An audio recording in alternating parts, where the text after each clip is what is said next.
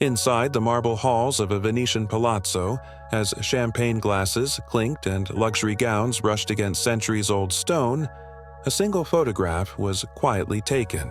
It wasn't snapped by the official wedding photographers, nor by paparazzi waiting in gondolas outside, but by a sharply dressed man no one thought to question. The photo appeared harmless at first glance. Lauren Sanchez smiling alongside the wife of a tech mogul. Their heads leaned close in what looked like casual conversation. Yet that image would later serve as Exhibit A in one of the most costly divorces ever recorded. What seemed like a moment of joy became the final piece of evidence Jeff Bezos needed to set off the $5 billion clause, an agreement so destructive that legal experts still analyze it as a masterstroke of financial strategy. The words whispered. During that captured moment, just three would unravel everything Lauren believed she had secured. They revealed what some describe as the most calculated act of revenge by one of the world's wealthiest men. And they demonstrated that in circles of immense wealth, love is often nothing more than a contract poised to collapse.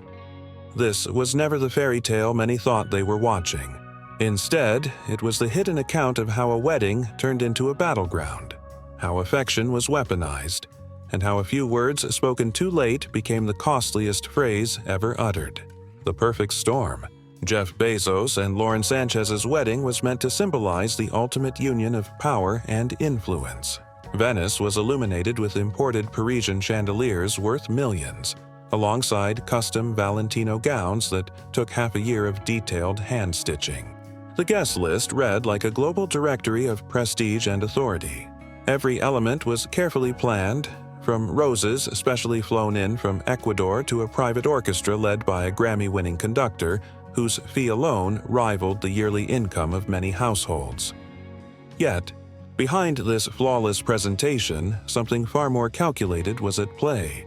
While attendees believed they were part of a celebration of love, in reality, they were unwittingly included in one of the most intricate evidence collection operations of modern times. Every smile was captured by forensic photographers. Conversations were discreetly recorded using advanced audio systems hidden within the decor. Each interaction was systematically documented by private investigators positioned within the event staff. Because Jeff Bezos, the man who transformed Amazon from a garage project into a trillion-dollar powerhouse, never moves forward without a meticulous plan, and this wedding wasn't the conclusion of a love story. It marked the start of a carefully engineered plan of calculated dismantling that would take months to fully unfold. Those who observed Bezos during this period described him as unusually composed, almost tranquil, like a chess master who had already mapped the outcome while others were still studying the board. The prenuptial agreement alone required nearly 18 months to finalize, with 5 separate law firms working independently to ensure no single group could see the full picture. Some of the world's toughest attorneys worked relentlessly, creating what one legal analyst called the Mona Lisa of financial strategy. At 847 pages, it wasn't merely a contract, it was a battle plan disguised as protection. The document was so intricate that it needed its own index, cross-references, and appendices, covering everything from rules about social media posts to the exact definition of what counted as public association with rivals. Buried inside its dense legal terms were 7 trigger clauses designed to immediately strip Lauren of more than just money, taking away access, influence, and even her ability to share her own account of events. These became known as the 7 Deadly Clauses. The harshest of them was nicknamed the $5 billion boomerang, a provision so exact that it could be activated by something as small as an unapproved Instagram post or a magazine interview suggesting she was using her marriage for personal benefit. Drafting this clause alone took 6 months, with behavioral psychologists brought in to anticipate every possible way Lauren might accidentally violate it. The second clause, internally referred to as the Silence Protocol, barred Lauren from writing, publishing, or assisting with any memoir, article, or documentary about the relationship unless she had written approval. Breaking this rule wouldn't just cancel her financial claims, it would erase them completely. but impose penalties so harsh they could potentially bankrupt her completely. The third clause, known as the image trap, limited her ability to use the marriage for branding purposes. Every public outing, endorsement, or photo opportunity could be treated as a violation. The wording was so expansive that even attending a charity event might be seen as exploiting her position for personal benefit. The fourth condition, the circle of isolation, prohibited her from maintaining professional or personal relationships with anyone identified as a rival to Bezos. The term rival was intentionally vague, including not only direct competitors but also anyone who might someday be perceived as a threat to Bezos's interests. The fifth restriction, the political muzzle, stopped Lauren from engaging in fundraising or political advocacy that could suggest she was using the marriage to influence power. Considering Bezos's wide political connections, this effectively removed her voice from nearly every public issue. The sixth, called the inheritance void, arranged assets so that nothing could be passed to Lauren without strict review and approval by a board entirely selected by Bezos. And the seventh, the most severe of all, was the cascade clause. This ensured that violating any one of these conditions would automatically trigger all of the others, creating a chain reaction of total financial and social collapse. One attorney who reviewed the document remarked, "I've seen hostile corporate takeovers with fewer conditions. This wasn't a marital contract. It was a predator's deal masked as romance and entrapment." But this is where the story takes an even darker turn. Lauren didn't merely break these terms by accident, she was pushed toward doing so. Sources now claim Bezos set up circumstances where she would be tempted to cross those hidden boundaries. Social gatherings where photographers accidentally caught her in questionable situations. Business offers that looked genuine but were carefully engineered traps to collect evidence. For example, Lauren was approached with what appeared to be a lucrative opportunity to represent a high-end skincare brand. The deal seemed simple, the payment impressive, and the company reputable. What she didn't realize was that the brand was partially owned by a shell corporation tied to one of Bezos's business rivals. Simply, agreeing to the endorsement deal would have activated 3 separate clauses in their prenuptial agreement. At the same time, she received multiple invitations to speak at women's empowerment conferences, events that matched her personal values and public image. Yet, each of these invitations was carefully designed to place her in situations where she might unknowingly breach the political advocacy restrictions outlined in the contract. Media requests became another tool in this strategy. While they appeared flattering, many were calculated efforts to collect evidence. Reporters, often unaware they were part of a broader plan, would ask casual questions about her business projects, charitable interests, or opinions on social issues. Every response she gave was later scrutinized by teams of attorneys searching for possible violations. For 11 months following their marriage, Lauren lived under intense monitoring, a controlled environment that looked glamorous but operated like a golden cage. A network of private investigators, forensic accountants, and digital analysts tracked nearly every aspect of her life. Her phone conversations were legally monitored. Her emails were filtered through algorithms designed to detect certain keywords, and her social media posts were examined not only for content but also for metadata, which revealed her movements, associations, and intentions. The oversight extended well beyond the digital realm.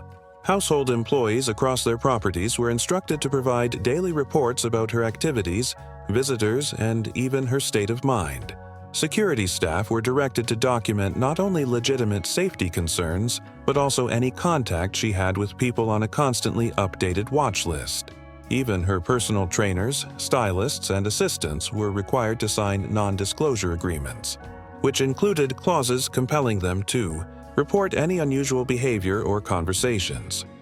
Many of these people didn't realize they were effectively serving as informants in a carefully designed intelligence operation.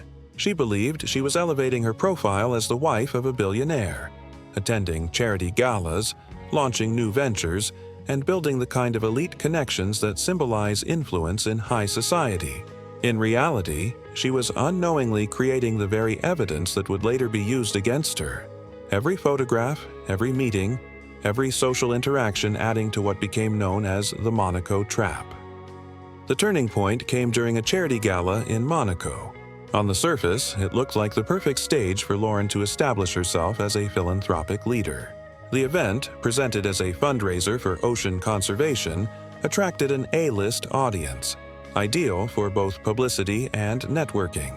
Lauren, dressed in a custom $200,000 Elie Saab gown perfected over 3 fittings, was photographed in what seemed to be a private exchange with Elena Morrison, the wife of tech mogul David Morrison, one of Jeff Bezos' fiercest business rivals.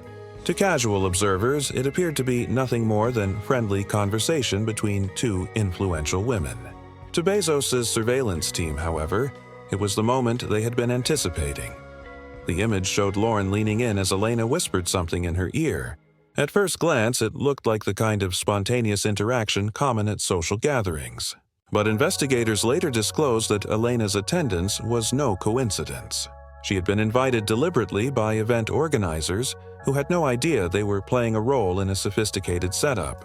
Professional lip readers, hired exclusively for this purpose, later determined the whispered phrase, "David's next acquisition." This referred to Morrison's planned purchase of a satellite company positioned to compete directly with Bezos' space enterprises. The damaging detail was that Lauren not only heard this information, but was recorded smiling knowingly and appearing to ask a follow-up question. The situation was particularly serious, because Lauren did not realize she was receiving insider details. Elena had framed it as casual industry talk, the kind of gossip that often circulates at exclusive events. But the legal consequences were severe. Merely hearing such information, even unintentionally, represented a breach of the confidentiality clauses in Lauren's prenuptial agreement. What followed was swift and deliberate. Within 72 hours, a carefully coordinated legal offensive was launched with the precision of a military campaign and the resources of a nation-state. The action began at 6 a.m. on a Tuesday, marking the start of a full-scale legal strike. While Lauren slept in their $165 million Beverly Hills estate, teams of attorneys were busy filing motions in courts across 3 different states. The coordination was exact. Every filing was carefully timed to deliver maximum effect while limiting Lauren's chance to respond in time. By the moment she woke at 7:30 a.m. to her usual yoga and coffee routine, her credit cards had already been frozen through a layered network of corporate entities, making it nearly impossible to challenge the action quickly. Her business accounts were shut down on the basis of alleged community property concerns. At the same time, cease and desist letters were arriving at every brand partnership she had built. Each one came with legal backing, warning companies that association with Lauren now carried serious legal risk. The financial offensive was both sweeping and damaging. Properties she assumed were jointly owned turned out to be tied up in intricate trust structures, documents she had unknowingly agreed to during the marriage. Art collections she helped curate and thought she shared ownership of were disclosed to be permanently loaned to foundations fully under Bezos' control. Even the jewelry he had gifted her during their marriage was technically owned by an Amazon subsidiary, meaning that if she kept it, she could legally be accused of theft. But this financial assault was only the opening act. What followed was even harsher: the deliberate dismantling of her social standing. Calls that once were returned within hours now went unanswered, with no return at all. Invitations that once came in abundance stopped arriving, leaving her schedule nearly empty. PR firms that once pursued her partnership suddenly declined to represent her, citing vague scheduling conflicts or strategy differences, transparent excuses masking their fear of opposing Bezos. The psychological detail of this approach was striking. Bezos never commented publicly on the divorce. He issued no statements, accusations, or displays of anger. Instead, his silence became a strategic weapon, more effective than any press campaign. In elite circles, where perception is reality and reputation is currency, his refusal to deny became taken as quiet confirmation. The missing invitations turned into proof of diminished worth. The canceled partnerships soon became a symbol of unreliability. When someone as influential as the world's richest man withdraws from an association, the assumption is that a serious reason must exist. One Hollywood Observer described it as death by 1,000 paper cuts, except each cut represented $1 billion loss. Restaurants where Lauren had long been a regular suddenly reported no availability for her reservations. Personal shoppers who once competed for her attention began returning calls only to apologize that their schedules were full. Even her trusted hairstylist and makeup artist, who had worked with her for more than a decade, quietly stopped accepting bookings. Subtle pressure from their other prominent clients made it clear that continuing with Lauren would jeopardize those relationships. The legal maze that followed only deepened her struggles. Her attempts to defend herself resembled sinking further into quicksand. Attorneys either refused to take her case or quoted such high fees that pursuing the matter seemed financially impossible before any real progress could be made. Those few who did step forward quickly realized that opposing Bezos was equal to confronting an entire system of corporate influence far beyond a single individual. Experts estimate Bezos spent more than $300 million on the divorce battle, not out of necessity, but to demonstrate the impact of unlimited wealth combined with relentless strategy. Every motion filed by Lauren's team was countered with longer, more detailed filings, reinforced by teams of specialists who could exhaust any opponent. The dispute over shared assets and investments became particularly severe. Forensic accountants dissected every detail, exposing the full complexity of Bezos's financial structure. Bank accounts Lauren assumed were joint turned out to be individually controlled accounts, with her access revocable at any moment. Investment portfolios she believed she had contributed to were, in fact, organized under corporate entities where she had no true ownership.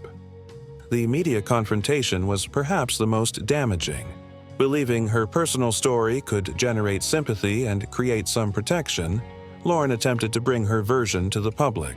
Yet publishers who had once courted her for a memoir suddenly cited legal concerns and confidentiality risks, leaving her without the platform she had counted on. Television producers who once pitched programs centered on influential women suddenly canceled their meetings, pointing to shifting network priorities. Conveniently, those changes aligned with their parent company's growing ties to Amazon. Even her personal social media presence turned into evidence against her, with every post dissected by legal teams for possible breaches of confidentiality agreements. Photos she had uploaded years earlier were re-examined for signs of contract violations.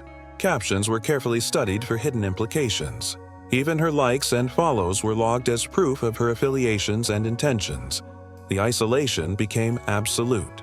Former friends went out of their way to avoid her, worried that even a casual connection might threaten their own positions in high society.